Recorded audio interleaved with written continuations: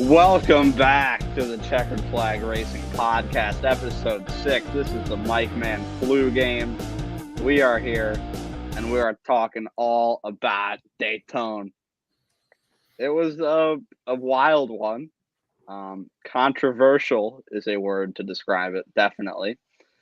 Let's talk about how Austin Dillon won the race to get into the playoffs in the final race of the regular season. There was a crash with about, I think, 20-something to go, 22 to go, where the entire field basically wrecked because of rain on the track. And Austin Dillon was basically one of about 8 people that got through it unscathed. And the rest of them were the back markers, BJ McLeod and Rick Ware Racing, so non-competitive cars. What do we think about NASCAR not calling the yellow before then and Austin Dillon making the playoffs under those circumstances? I think it can kind of be a bad look for NASCAR, just the way the caution happened. Because like you said, there was rain. It's weird because they were saying there was rain on one side of the track, but rain on not on the other. Well, it's 2.5 miles, so it's pretty big. Yeah, so it's going to be it would be interesting to have to call it just because of one side of the track wet. I really don't know enough about NASCAR to know if they should have or if they shouldn't. I mean, hindsight, looking at it now, you almost want to say they should have just because of everybody that wrecked. Exactly. Yeah. But if you didn't have that wreck, I don't think you'd be having that discussion. And then as far as Austin Dillon, that's what makes Daytona at the end of the year, is that anybody can win it. I know this man hasn't led many laps at all, and he led 12 of the right ones. So congrats to him on punching his ticket, and we'll see if he can make it in the round of 12. Tegan, you're our resident Austin Dillon fan in the group. No. Your guy Harvick had a hole close pretty quickly. Yeah. And you're very open to be critical of NASCAR. What is your opinion on the whole situation here? I'm going to defend him a little bit here. I just think, yeah, it's weird. Daytona, it's Florida. It pops up literally in a split second. It's a 2.5 mile track. It literally poured the rain. After they red flag, it poured at 1 and 2, and the backstretch stayed dry for about an hour till a big one came in. So it's just too quick to call it. They could have done a better job of having people out there, yelling it back. But, I know the spotter stands could see it, but apparently NASCAR can't. And I kind of understand because I think they are in tinted windows in, where they're stationed. So it's kind of hard to see, rain through that. So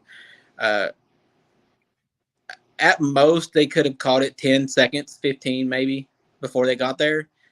Would that have been enough? Maybe. I don't know.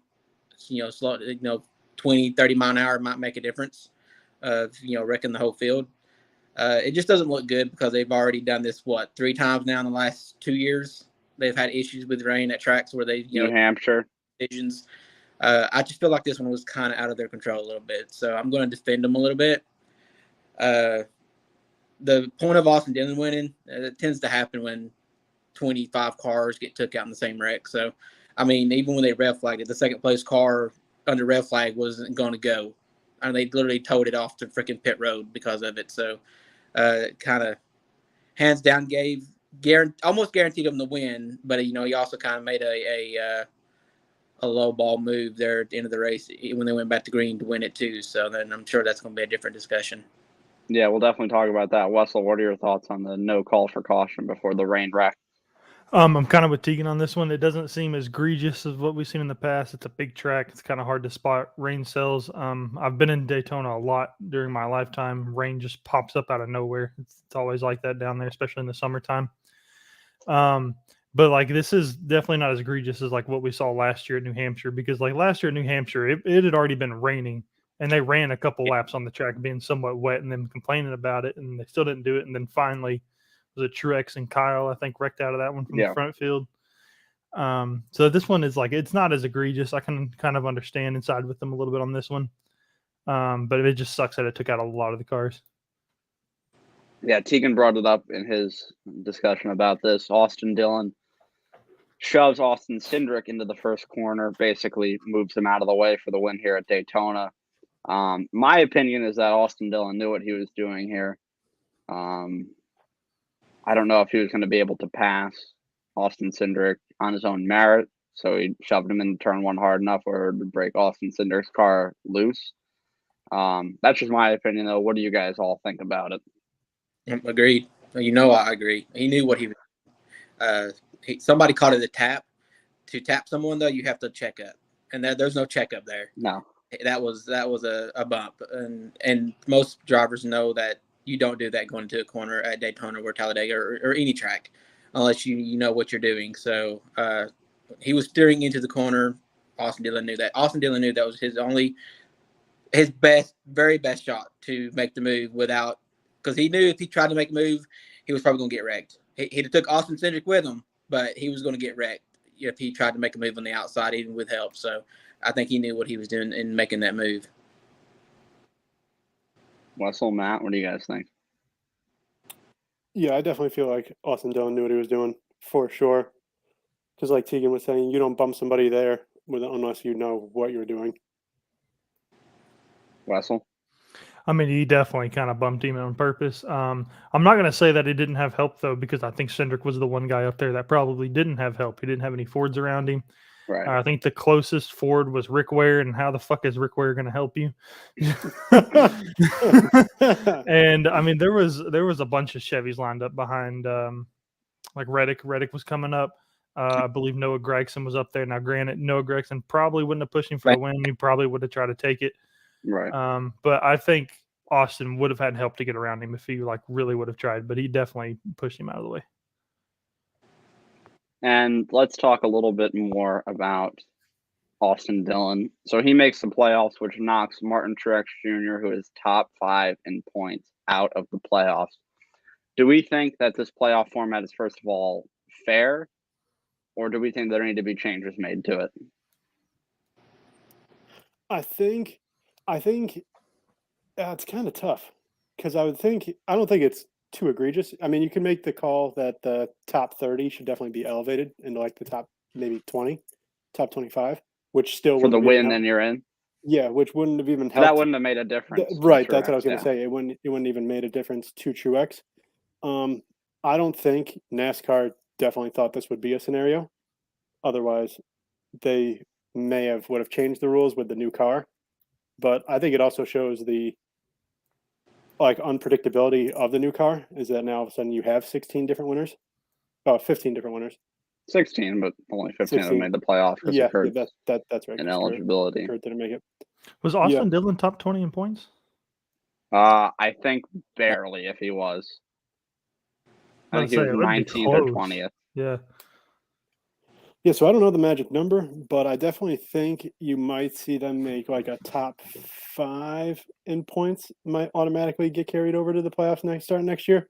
Because I don't think you could say top 10 because that's just way too many people. Mm-hmm. So I think with Truex being at that 5th spot, I think they're going to definitely want to include that in next year's thing. But who knows? Yeah, I agree with you on that. I think the top 5 should be locked in. I don't think there should be a scenario where you're a top 5 driver throughout the first 26 races of the Cup Series season and you don't make the playoffs. I just find that a little ridiculous. I actually don't mind the win in your in format. It incentivizes winning, and I think it's made it feel more important. But I also don't think there should be a scenario where a top 5 driver in points doesn't make the playoffs. Tegan, Wessel, what do you guys think? I completely agree with you because I love the win in your in format. I would agree that there needs to be a top 5 is locked in type of thing, just like where we see the regular season champions locked in, but 90% of the time the regular season has a win. Regular season champion has a win. Mm-hmm. So what I'm thinking here is that you just kind of keep the format because I don't really think any of it's going to matter going into next year because this is a new car. There's no way we're going to see 16 winners next year. I don't think. So it's just because of the new car and everybody is just now starting off with it. And it's just kind of what's happened with it. I don't think it's going to be this close next year. Yeah, I can definitely see what you're saying, but I do think that there should be a rule about it just in case something like this might happen again. I think that should be a discussion. Let's talk a little bit about the Xfinity race. Jeremy Clements wins and locks himself into the Xfinity Series playoffs. And that race potentially was the longest race I've ever watched. It was like 2 a.m. when it ended, and it was an absolute shit show. I mean, wrecking everywhere. Who watched it in here? Or was I the only one? Yeah, after it was over, so. What were your thoughts? I mean, it's an Xfinity race. I'm not surprised. Sure. I mean, and they run it late at night, and they were having issues with handling, even at nighttime. So that says something. Yeah. Like I said, I'm not surprised. It's Xfinity cars, and where they're actually able to push. I mean, they can't lock bumpers, but they can push a little bit better than what they do in Cup. So I'm not surprised. I mean, it's the same thing that happened Sunday. Jeremy Clements was like running 16th, like when they had the first green white checkered. So that shows you right there, what happened in front of him for him to be able to get up there and take the win. And it helped that NASCAR threw the caution right after the line. So, yeah, I get what you're saying. It was definitely a mess. It was wild. NASCAR did I wholeheartedly think they held the yellow there on that final wreck because they wanted just to be over, and I kind of understand it. It was after 1:30 in the morning, so I would want to go home too if I was in their shoes and I was like an old NASCAR man. But that's really all about the Xfinity race. Jeremy Clements makes his way into the playoffs. I believe that knocked Ryan Sieg out. So he'll be in a situation where I believe he needs to catch up to Landon Castle. Let's talk about Eric Helmerola. So he was originally going to retire this season, and now he has signed a multi-year extension with Stewart-Haas Racing. I don't think Eric Almirola is a bad driver. I believe he's made the playoffs every year with SHR except for this year. But I don't think he's great either. I think he's a very mid-level driver. Eric Almirola is about as mid as you can be. So what are our thoughts on Eric Almirola coming back for a multi-year extension, which is definitely the part that surprised many people? money talks. Yeah. I mean, he's getting good money out of it. He's getting a good deal. So Smithfield's I think sponsor the car more races than they have since 2008. Yes. Is what they're saying. So it's like our scene where Smithfield wants to build around Stewart-Haas and Almirola. I'm like, well, have they not been doing that for the last 7-8 years? He's had the sponsors since he's been with Petty too, and and now. So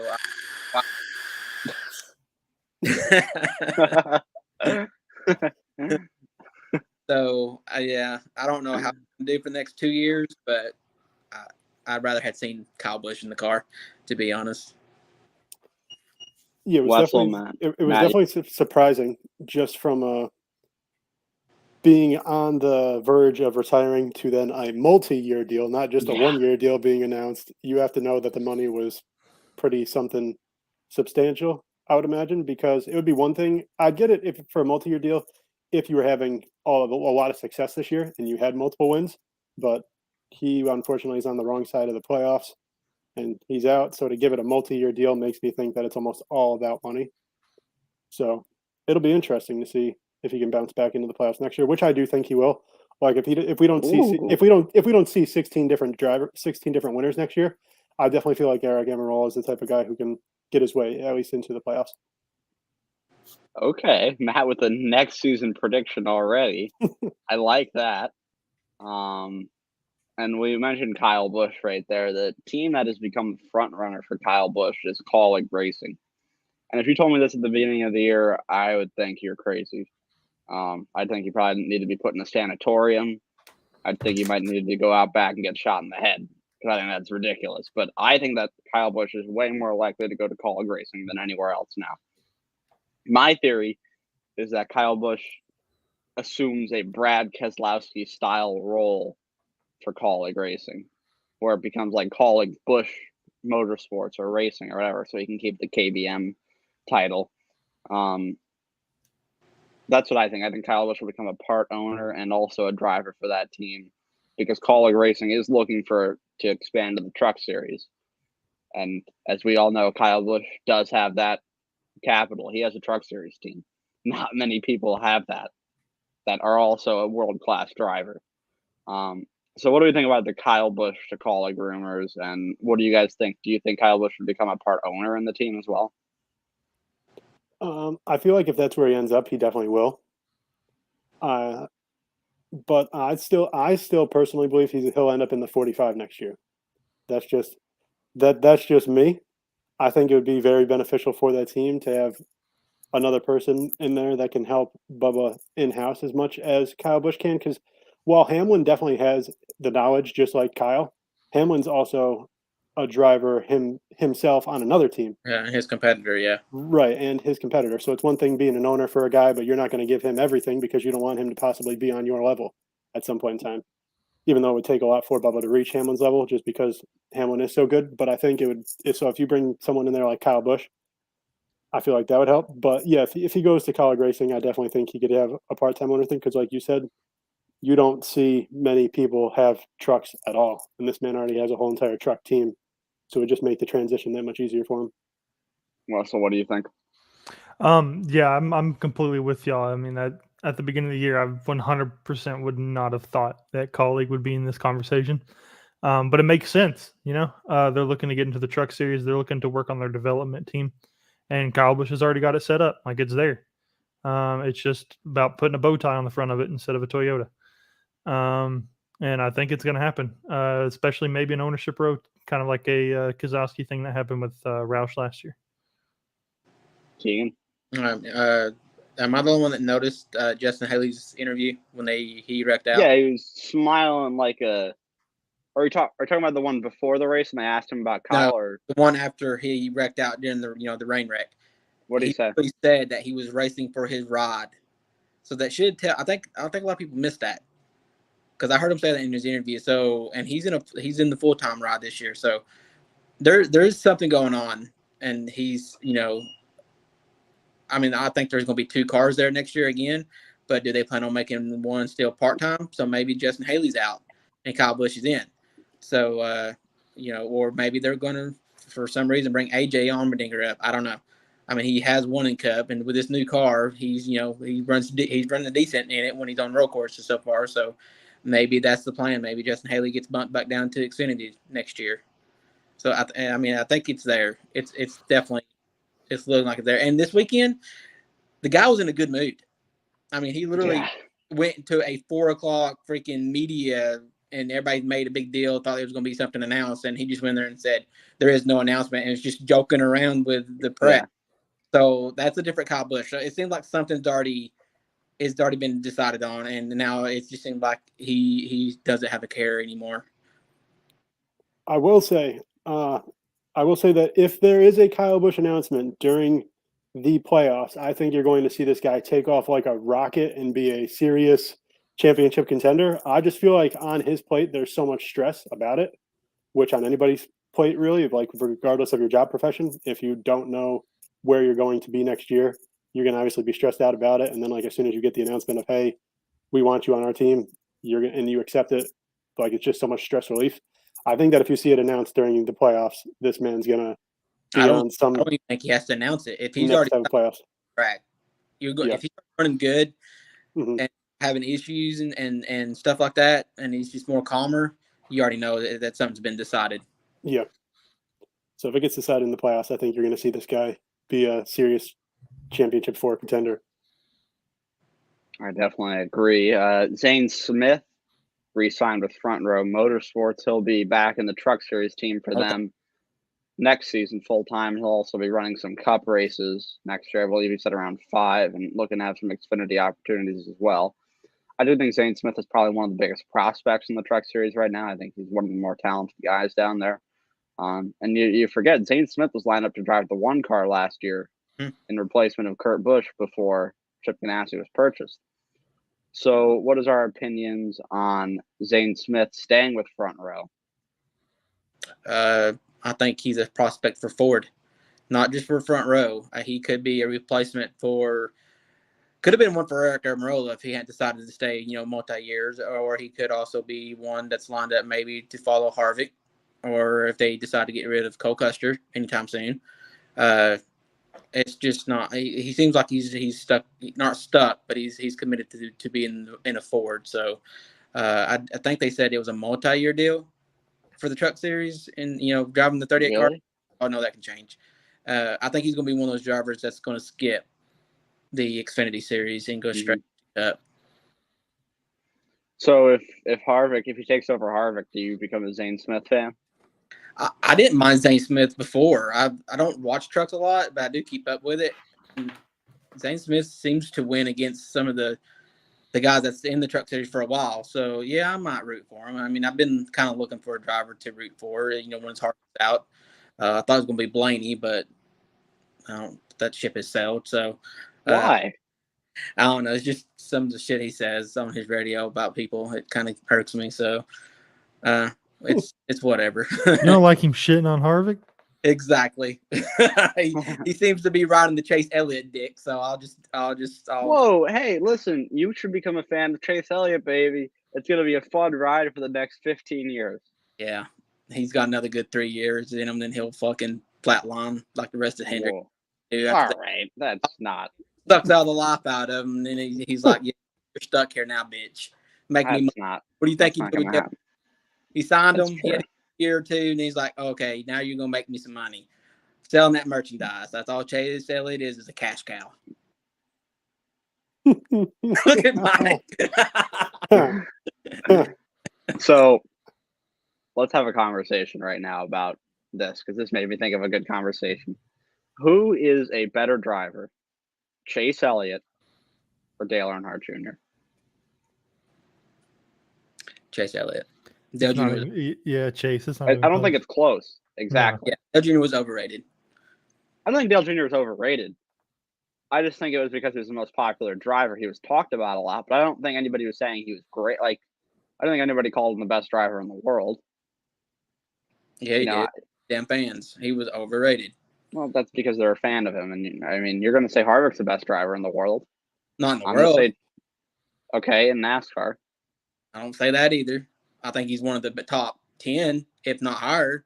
I think he's definitely top Harvick's 5. top 5. Yeah, 100%. Considering he spent 13 years at RCR and he's doubled his wins since he's left, I think that says something. It would say something more if he had left that organization a whole lot quicker than what he did. And that's so who is our top 5? Arguably, then? you could say the same for Dale Jr. though, because let's say if Dale Earnhardt survives Daytona, right? He stays with Junior or not Junior DEI. And DEI stays together.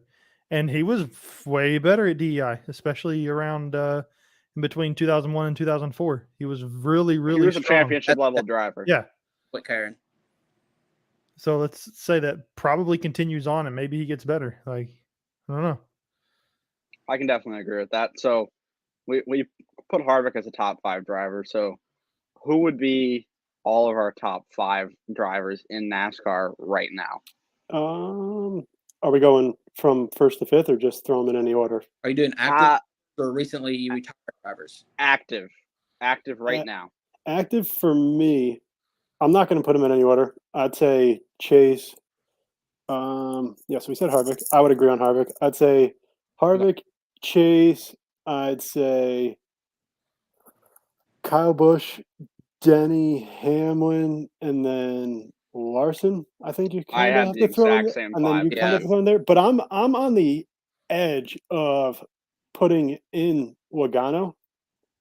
And, I like that. And almost taking out Larson, I would think just because I of would the take Hamlin out. I think Larson's in the my top 5. 2. Yeah. Yeah, I don't know who you take out. I But think it's Chase Elliott and Kyle Larson mano a mano at the top level.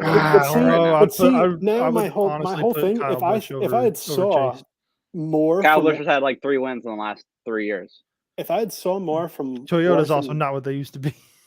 I mean, think about it. In the year that Kyle Busch had like 1 win, Denny Hamlin had 8.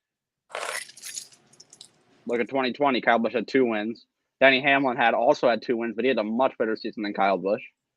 Chris Gabehart is probably also by far the best crew chief in Toyota.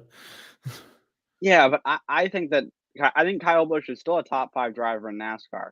But do I think he is what he once was? No. I think that an important thing for Kyle Busch is the amount of races he can race. You see Kyle Busch perform the best when he can race a truck race, an Xfinity race, and then the Cup race.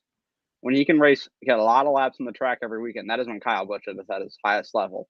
And you're also in a NASCAR where there is less practice than ever. So you got to think that I think Kyle Busch is a real big Rhythm. beneficiary of more track time. So I think that under these circumstances, I don't think Kyle Busch is that number 1, number 2 guy. I think he's a 3 or 4. I put him right with Harvick, but yeah, I have trouble putting him at that top guy, which I would have probably from about, I'd say maybe like 2013 to or 2014 to 2019. I would say the years where he was the number 1 driver in NASCAR. I mean, that's hard to say too, because that's when Harvick was at his best with Right, Ron, exactly. and was better than Kyle. Kyle just got the championship. Yeah. Well, Yeah. not only got 1 or 2 in those years, and Harvick got 1. But Right. Harvick was a part of that equation in the same years that Kyle Busch was. Harvick just had wins to show for it. Very true. I think those guys are. I think Harvick and Kyle Busch are what Chase Elliott and Kyle Larson are right now. Yeah, I mean, even Joey's kind of, I think, suffered a little bit here lately as well. So compared to what he with me with Larson, it's difficult because you haven't seen. I mean, granted, you're not going to see somebody win like 7 or 8 races in multiple years, like back to back to back to back. No, that would be, that would Jimmy be Johnson, right? And Jimmy was at another worldly. And Jeff Gordon in the 90s. They were getting away with stuff that NASCAR couldn't catch. Right. Yeah. So to me, I don't know if I'd put Larson at 2 just because of that, because I haven't seen like consistency wise, because we saw the one great year last year, obviously. That's the only year. I mean, last year and this year is the only really years he's had in a competitive car, though. Yeah, exactly. Yeah. And I think he was a top 5 driver in 2017 in a Trick Ganassi car. Oh, yeah. So, like, he had 4 or 5 wins that year in that car. And minus Chase this year, Hendrick has struggled here in the last 15 races, maybe. Yeah. William Byron had like 1 top 10 in that span. Look at Bowman. He's not done good here. And Byron's done worse. Sorry, Bradley. And so, Russell, what do you think about Bowman? Guy's a hack. Get him out of the car. Wow. It's just interesting to me to leave Bradley just someone Hendrick driver, guys. Yeah. It's just interesting to me to leave someone like Logano. Like, obviously, you're going to have to leave somebody off the list who's really, really good because it's only the top 5. But it's crazy that someone that you're leaving off could be like a legit championship 4 driver. It's just crazy. It's funny how the sport of NASCAR works like that, which makes it interesting too. So Wessel and Tegan, I don't think you guys got it, but do you agree with our top 5, or are you guys differing in any way? I agree. I'm spot on with that too. Yeah, Hamlin out and maybe put in Logano, but then you got to be like, what have you done for me lately? And here, the last 2 years, Hamlin has been better. So, or 3 years if you count 2020. So, I'm going to give you a guy, and I'm going to give you his points finishes for the last 5 years. Okay, first, second, 7th, and 2nd. Would you say that's top 5 level? Truex. It's Truex. Yeah, I think he's kind of a guy that slept on. I might put him in over Hamlin, honestly. I think they're both. I think Denny's a little bit better right now, and maybe since 2020. But I think that Truex is kind of a guy. He's not in this conversation much. Like, nobody looks at him as like the best driver in NASCAR. But what's that? Crew chief. It is that Truex lost his magic when he lost Copeland. Yeah, but he's had James Small for a few years, and it's the same. It's not the same. I don't care if James Small was his right-hand man in the bathroom. It's not the same. It's not the same. So you had to do that when I was taking a drink. I know, it was awesome. I was hoping you'd spit, but it's probably the first time you've heard that. But I think you got small hands. Come on. But yeah, I think Truex is definitely slept on here. He had a weird career. It's like Harvick's. He spent too many years at an organization that was subpar before he moved on. Yeah, but Harvick was at a high level. But would we say Furniture Row was a top tier organization? Because they weren't. They were basically Joe Gibbs Racing. Joe Gibbs helped. They became a top team. I'm talking about when he was at DEI and even Waltrip. He only had a good few, 2 years. Wins. He had two wins in that span between DEI and Waltrip? And then he won at Dover in 2007 and I believe in 2013 at Sonoma.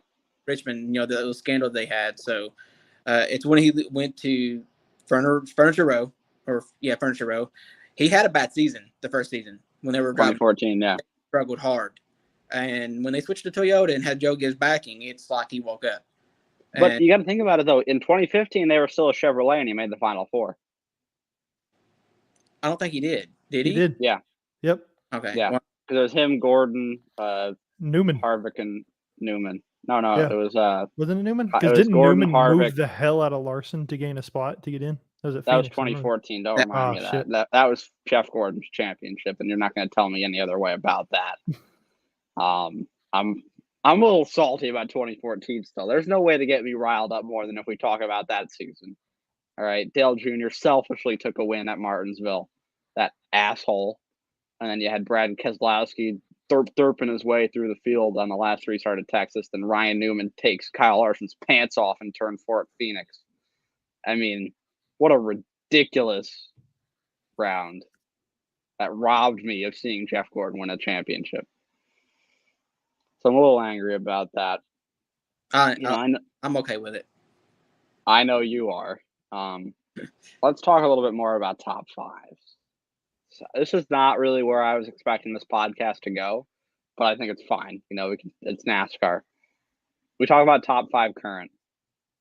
Let's go into top 5 all time. Matt, I don't know if you really can discuss this. I don't know if your knowledge about previous NASCAR is. Probably not. I'll probably just be a. You'll probably say Larson, Elliott, Hamlin, Kyle Busch, and Logano. But my opinion is you got to have Richard Petty, because you have to 200 wins. I don't care if he was driving a drag racing car compared to a bunch of Ford F-150s. High school teachers with a weekend hobby. Exactly. Dale Earnhardt, Jeff Gordon, Tony Stewart, Jimmy Johnson. That's my top 5. I think Tony Stewart's exchangeable there. That's the only one I is. really have a problem with. He definitely is, but I think that 3 championships and the amount of wins he had is pretty impressive during that span of time. David Pearson was up there for me. Kevin Harvick, Kyle Busch are actually also up there for me. Darrell Waltrip is there as well. No Quinn Houff, unfortunately. No Rick Ware or Cody Ware. No. Joey Gase. Actually, BJ McLeod, top 10 at Daytona, second career top 10. David Reagan as well. David Reagan had a top 10. Speedway beast. Mm-hmm. Let's talk BJ McLeod. What do you guys think his first name is? Do you think it starts with a B? Yes, I think it's gonna be Brian Joseph. Benjamin James. Blow. I knew that was Blowjob McLeod. It's in the name, guys. It's in the initials. Why are you making this more complicated than what it should be? Is what he's saying. So his name doesn't start with a B. William. It also doesn't start with a J. William Jr. No, Brian. it's Joseph? Darwin McLeod. Well, no wonder he changed it. Well, I'll tell you what. He definitely, every time you see him jump in a race car, you definitely see a little Darwinism coming out.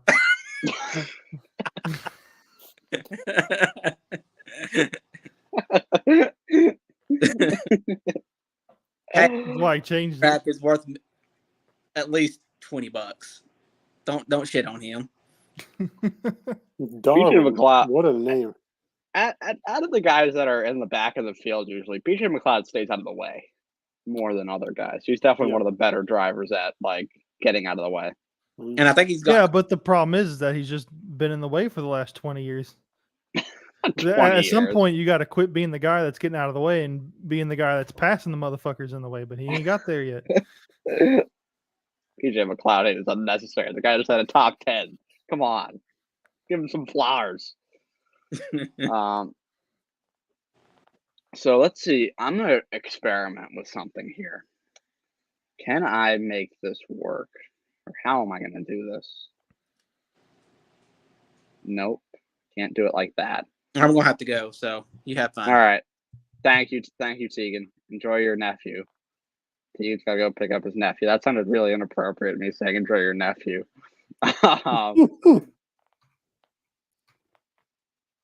Okay. Does this work?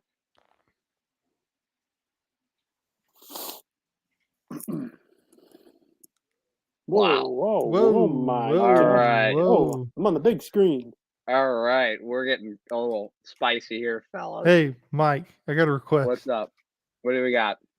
Why you got so many tabs, bro? What the That's fuck? exactly I'm- what I was going to say. Whoa. Whoa. Okay, my request. Pull up your history. No. What What did I want to? Oh, I wanted to do this. You've got a lot of tabs. Holy What mackerel. is Mike? Don't make another Oops. tab. Come on. Clear Oops. some of that shit out. Oh my Oh, never mind. I have it here. my gosh. God damn, your CPU is choking itself right now trying to fucking process all this shit. Come on, show up. Where'd it go? What are you I don't even think you had doing? anything, to be honest. That's a pretentious background that you guys really didn't need to see.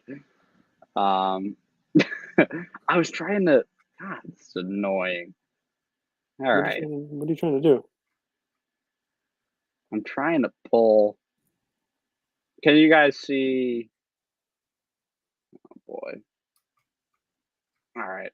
I see about 700 tabs. You don't see anything right now. Like you don't see what I'm looking Yes, at. yes. We see what you're looking at. You have the playoff thing right there. I'm trying to. Oh my God. Are you trying to like pull it up in an image? Yes. I just have so many tabs open. This is really not cooperating. We have technical difficulties here. All right. I don't know if my credit card What are you trying to information's on any do? of these.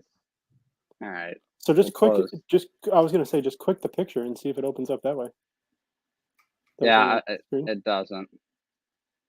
Oh, Tegan Jones winner banner. Hey. Yeah. Oh, I've seen that too many times in my lifetime. Oh, There we go. Come this back. is close enough. There we go. Yep. All right, fellas. Ooh, we making a bracket? When Let's picks open, look picks at open. this. I don't know why it's not open yet. It's a little annoying. So let's see. Who are we taking out first round? First round, I am taking The 3 car. Kinda Okay, just- that's kinda fair. just Jumped in there. I'm taking the 3. Bowman. Ooh.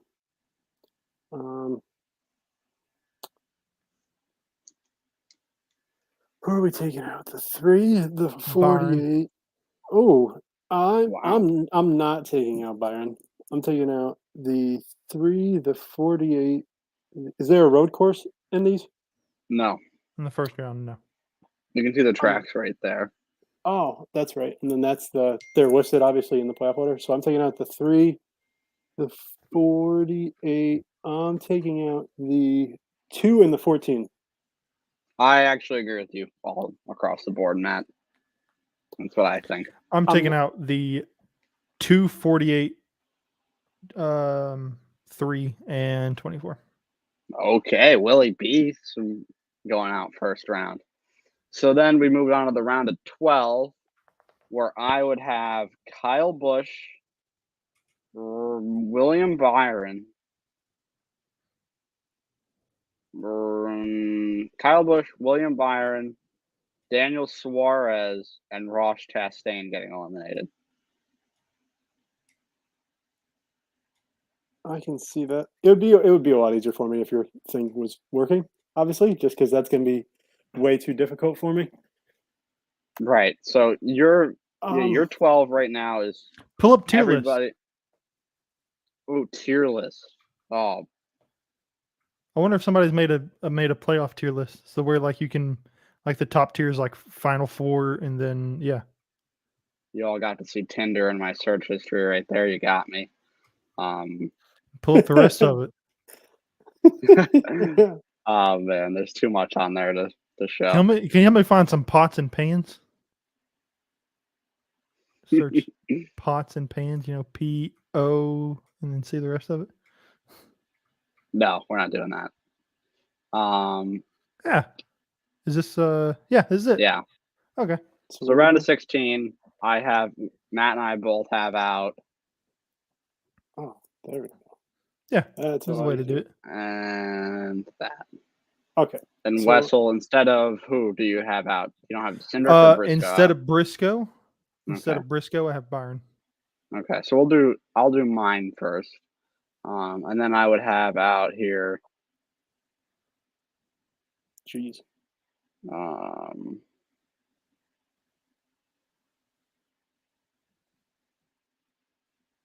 And then my final four, for in the round of 8, I'm taking out Harvick, Hamlin, Blaney, Ugh. and Kyle Larson. So my final four is Tyler Reddick, Chase Elliott, Joey Logano, and Christopher Bell. Unfortunately, Tyler Reddick is not going to win the championship. Christopher Bell and Joey Logano are not going to win the championship. And Chase Elliott will win his second championship right there.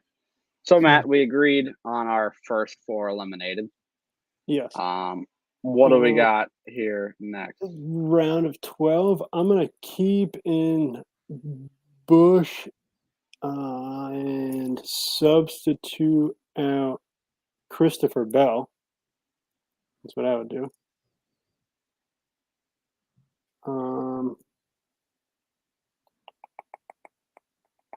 Yeah, so I'll let you do this. We have a lot of champions this year. Yeah, look at all that. Jeez. Okay, so yeah, so I'm going to keep. I meant to say I was going to take Bush out. Is what I meant to say. Oh, your So- Bush is Right. So I in meant to this keep him in. format, is this when monkeypox enters NASCAR and they have to shut down, so they just name the rest of them champions? So I'm Is going that to how let this is go gonna of. work? I'm going to let go of Christopher Bell Bell. infected them, so he got eliminated. Right. I'm gonna put Ross out. I'm gonna put. This gets challenging here. Suarez and Tyler Reddick, and then I'm gonna take out Willie B.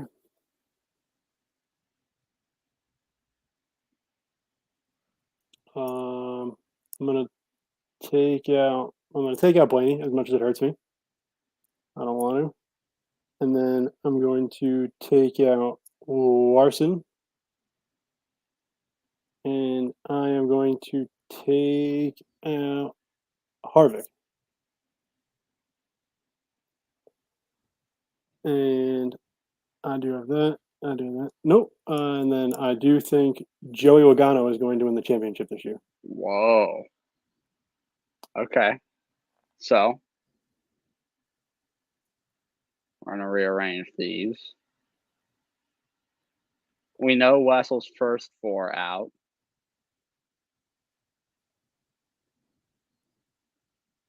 So who's out in the next round? Okay, so next round, the Trackhouse cars. Sorry, but I don't think they're gonna make it past round of 12. I'm also gonna throw Chase Briscoe in there, as well as probably Kyle Busch. Now, round of 8, I'm going to say the remaining Penske cars, 22 and 12. I hate to say it, they're not going to make the final 4. And Christopher Bell and Larson.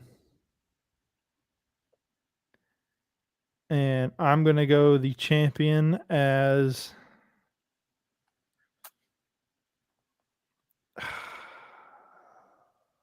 probably Chase.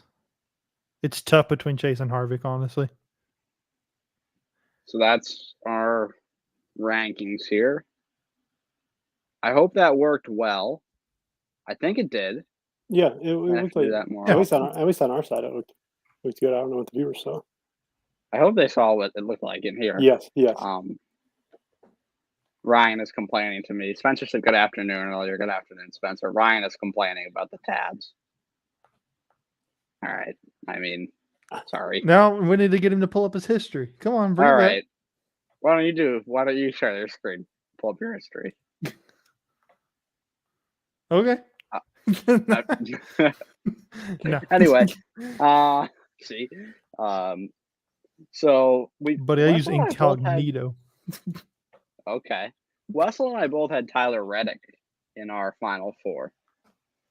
Now, I think it's because Texas Talladega Roval's a good round for him, so I think he makes it to the 8. And we forget how incredible he's been at Homestead. Homestead. So I think Tyler Reddick wins that Homestead race and makes it to Definitely. the final four. Is that your path for him in there too? Yeah, 100%. It's easily his best track. We've seen him run very well there in the past, and this is the most competitive he's ever been. He's finally got a win. He's got that monkey off his back, and he's going to go out there, and it's going to be between him and Larson, probably. Now with a good old I know Reddick is good. For me, I think my thing. So I have to remember who I had, to be honest. I had Chase, I had Kyle Busch, I had Denny Hamlin, I had Joey Logano. And then my thing is, I think you'll see Logano's got enough of a points lead right now, and I'll elaborate more on that later in the show if we're going to do what I think we're going to do. I will also say that I think Kyle Busch would probably be the one who I would flip-flop if I were to flip-flop someone out with Reddick. But I really think you're going to see an announcement during some point in time in this playoffs, and you're just going to see that level of Kyle Busch that we've been missing throughout this season.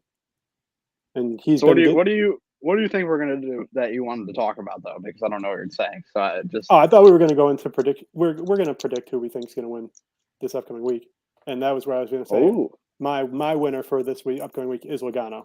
He dominated. Okay. He dominated the race in May. He's been rallying off top 10s here recently, and I just think that's going to increase that point gap that much more. While I'm on this, I also think you're going to see a good week from Christopher Bell and William Byron. I think especially from Willie B. I think this is a track where he was good at the race in May as well. Granted, that's a handful of months ago, but it's a track that him and Bowman especially have to get back doing well, because those two have been struggling a bunch recently. And you saw Bowman was running well at Daytona. So I think he can take that try to use that as some forward momentum. But that's why I have Logano in my final four. I think he's already got that points gap, and I think he'll also get a win this week. So that'll help him out. And then I wouldn't be mad if you flip-flopped Tyler Reddick for Kyle Busch. I just think you're going to get that next level Kyle Busch, because I think at some point in time you're going to see him start racing well, or you're going to hear some type of announcement. Wessel, who's your pick for this week? Where are they at again? Darlington. Ooh, this is definitely a strong track for RCR. Austin Dillon could surprise some people here. He really could. He's always running very good here. Yeah. My pick would be Reddick over him, honestly, but this is a track that Austin Dillon could do some damage on. Now, if Austin Dillon does make the round of 12, this is the track to do it. I think that Ross Chastain wins at Darlington, but under controversial circumstances. Who's he bumping out of the way? I'm not sure, but somebody is going to be in the wall, and that one car is going to be skating off a turn 4 with a win. And I think that's what's going to lead to him getting eliminated in that round of 12. Who do we? Oh yeah, because what's the round of 12? Where are they at? Texas, Talladega, and the Roval. Well, I think you're going to see things always go down at the Roval. Yeah, I think you're honestly going to see him get booted out of the way at Talladega by someone. Whoa. I think Isn't that a little dangerous there? That is very dangerous.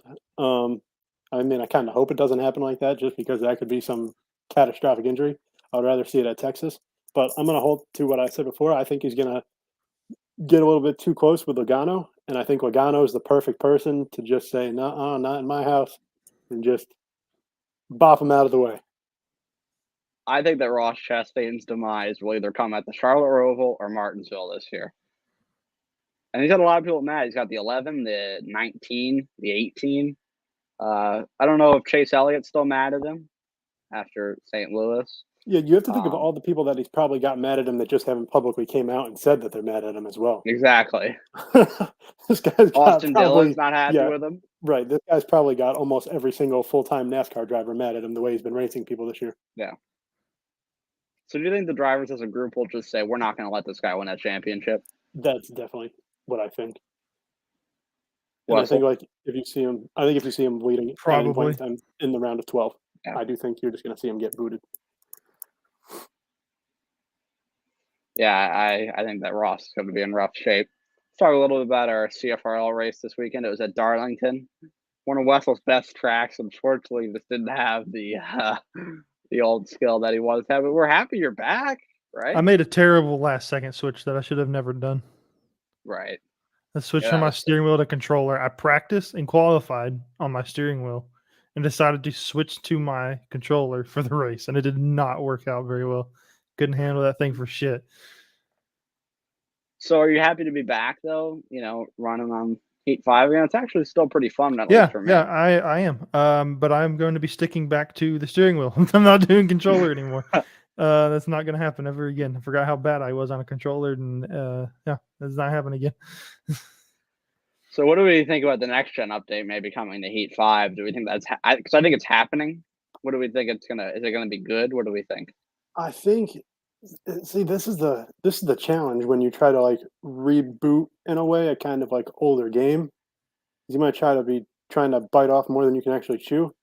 And I hope that's not the case. Like I hope because then if you bring in the next gen car, you almost have to kind of fix pit road in a way too. Like you're not going to have your pit stop still be that like if you have a good pit stop, let's say it's like a 15 or 15.2, you're not going to have that long of a pit stop just having one lug nut on each wheel. So that's something they're going to have to mess with as well. I just hope if it's something that they bring back, it's something that they don't bring back too soon to where they have multiple issues with it. I would rather have them wait and get everything right than try to institute it in and have it all messed up. But I do think it is something that you will definitely see in Heat 5 on the PS4 and on the PS5. I mean, and on the PS. Russell, what do you think? I'm wondering if this is going to be like they did release the next gen car to NASCAR 21. Unfortunately, that game is dog shit, so nobody cared. So I'm wondering if this is like they're porting it from NASCAR 21 to NASCAR Heat. Yeah, I hope that's not the case because that would mean that they're bringing the NASCAR 21 physics of that next I gen doubt car that. into this. While I do hope the physics of like the driving style is different in NASCAR Heat 5 because obviously the car is different. I don't want to see like NASCAR 21 type of driving because it's just dumb. Here's my theory. So you look at the Nintendo Switch game, NASCAR Rivals, coming out. That is basically NASCAR Heat 5 with next gen cars. It's already made, it's already out there. And why wouldn't they add that to the console game where they have 10 times the player base as NASCAR 21? So it's there. It's coming out in a few months. So they already have, all they'd have to do is basically put improved graphics, maybe slightly improved handling compared to the Switch version. But the foundation is there for it. It's not a hard transfer because they've already put next gen cars in the Heat 5 engine. So I think it's realistic. And I really hope it happens just maybe to make things a little different next year. We love Tegan, but he wins a lot. Of course, I've been finding a groove, so I'm kind of mixed about it, but I'm excited for maybe a challenge next year. But yeah, so Matt, how'd your race at Darlington go? P9 all the time? I was ninth for a lot of that race. I wouldn't actually say I was ninth for a lot of it. I was ninth like just when the stages had ended because for a lot of that race I was running in like the 7th to the 10th area. For a handful of it, I just found myself in ninth. I'm going to need a big week in 2 weeks and to close it on out in order to try to escape this first round. But it'll still be fun nonetheless. Definitely.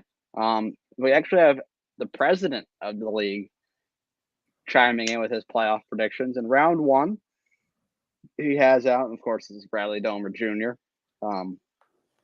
He has out 3, the 2, the 48, and the 99. In the round of 12, he has out the 14, the 1, the 20, and the 18. The round of 8, he has out the 22, 24, the 4, and the 5.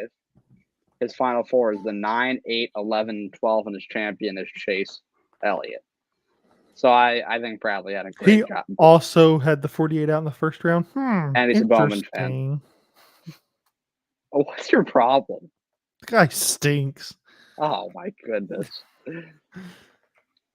You're really not wanting Bradley to bring you back next year, huh? I'm not gonna say too much. Yeah, we can't talk about this yet. Yeah, we can't talk about it. Yes. Yes, So I'm up to something. it's up to some season. It's up to something season. Yeah, Can't Silly announce season. anything. It is silly. Silly season starts in Sonoma. Yeah. A lot of S's right there in that sentence. But the silly season starts in Sonoma sentence. Say that 5 times fast. silly season starts in Sonoma. 5 times fast. You just said it. It's not challenging. All right. Silly season starts in Sonoma. Silly season starts in Sonoma. Silly season starts in Sonoma. Silly season starts in Sonoma. Silly season starts in Sonoma. There you go. It's your turn. Oh my God, Bradley just came in from the top rope on you. He said, "Tell him at least my guy can make the playoffs, unlike Matty D." I'm not a Matty D guy. I'm You not. used to be. No, used to I be. turned heel very quick I turned Matty D should've turned heel very quickly. Yeah, but you were Very a Matty quickly. D guy. I was. Not anymore. When he really swung me whenever he come out at Bristol with the boxing gear on, almost won the race. He pulled at my heartstrings. But he's just a big dumb dipshit. Oh Wow. man. Shout out Ryan Newman for making Matt DiBenedetto cry that night. Ryan Newman was a prick. We need him back in NASCAR. No, we don't. He's never officially retired. Because remember, he just lost but his nobody right. wants him because he sucked. He could be a part-time driver. Ryan Newman has been mediocre. Ryan Newman has know been if a he'd wanna do- mediocre driver for like the last 14 years. Maybe even more than that, honestly. Like after 2005, Ryan Newman was just mediocre forever. After he left Penske, pretty much. Even I think when he he was had still a at solid Penske. year, his first year in the 39, maybe. But that was it. Yeah, but his best year was 2003. He had 8 wins, and everybody's like, "Oh my God, this guy's cracked." Rocket And Man. after that, he just sucked. Mm-hmm. Ryan Newman is overrated. Let's look at this. We're gonna go back to sharing the screen in 1 Pull up your second. history. No, we're not doing that. We're looking at something with All right. Ryan Newman. Have you at least cleared out the tabs? Nope, Why, Mike? He's just gonna make another tab to look up Ryan I did. stats. Can I zoom in on his face? Oh, jeez. Ooh, Look at that is a face of a champion. Was that his pre-race picture for the Daytona 500 2020? Yeah. And then they'll have that after the race. Jeez, you're going to hell. I mean, look at this. What are we looking at? His best points finish up until his fluke run in the playoffs this year was 6th. We don't talk about how mediocre this guy is. So wait, I am vastly confused by all this. This is way too many numbers. Keep in mind that 2003, 2002, 2001, all those years are before the chase. Yeah. And then 2004 was when the chase started. So how can you Look at all tell? these. He had how look can- how many wins he had this year. Oh, okay. The year's all the way on the left. Holy God. This is his points situation. Yes.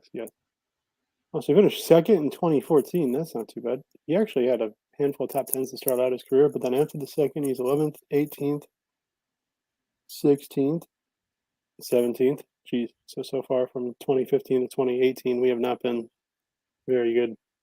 Then we go 15th, 25th, 20th. Yee. Roush Fenway did not do Yee. that. Roush Fenway did not do that man well. Roush Fenway wasn't doing well themselves. Yeah. He did good there his first year, though.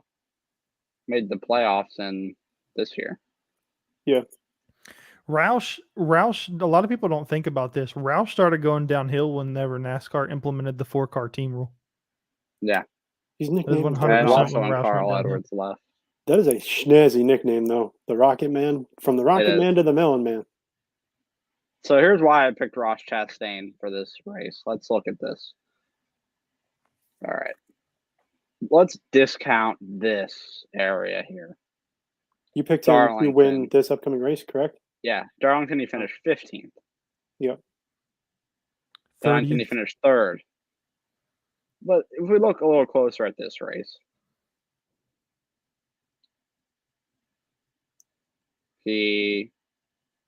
Where did he qualify?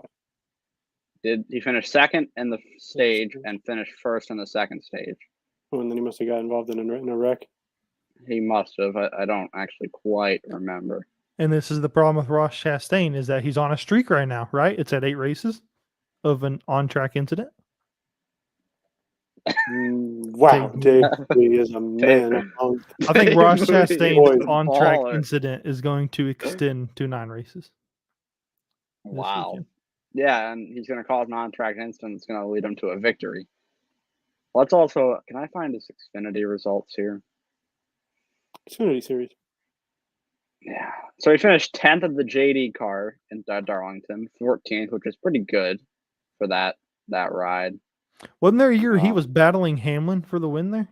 Yeah, I think I it was this one. Yeah. And they wrecked. He had He wrecked. on pole. He led 90 laps. So this is a track that's good for Ross Chastain. Look at him at Colleague here, 8th and 2nd. This is a Ross Chastain track.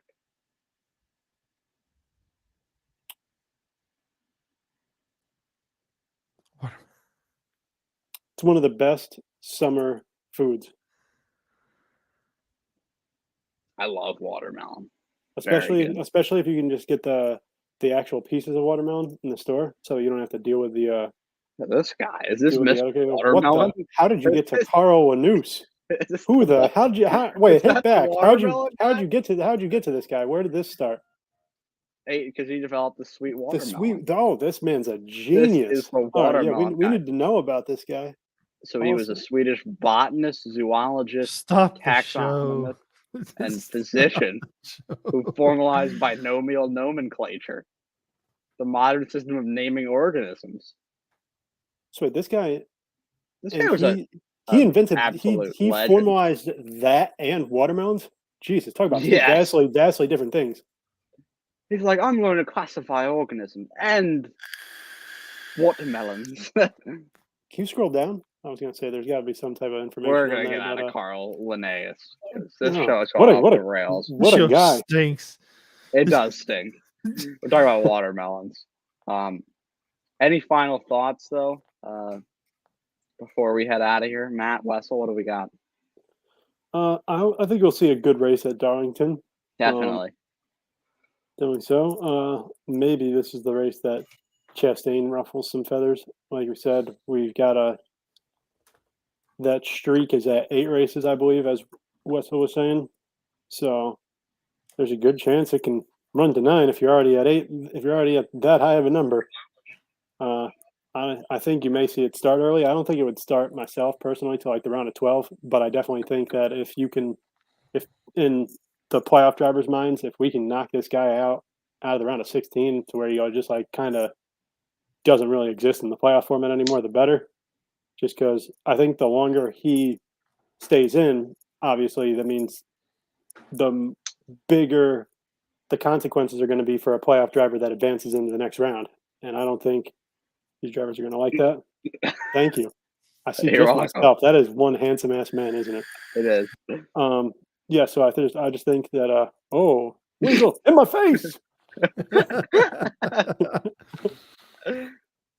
No, I was saying I think you're going to see him get possible. I don't think it'll happen till next round, but you could see it this round because, like I was saying, the longer you go in the playoffs and he's still in it, it's going to be in the back of people's minds that, hey, if he wrecks us, obviously it's going to have more consequence because you're going to be that much farther down the hole. So I don't think. I know Wessel doesn't have any final thoughts because he just got on PlayStation, so he's ready to go.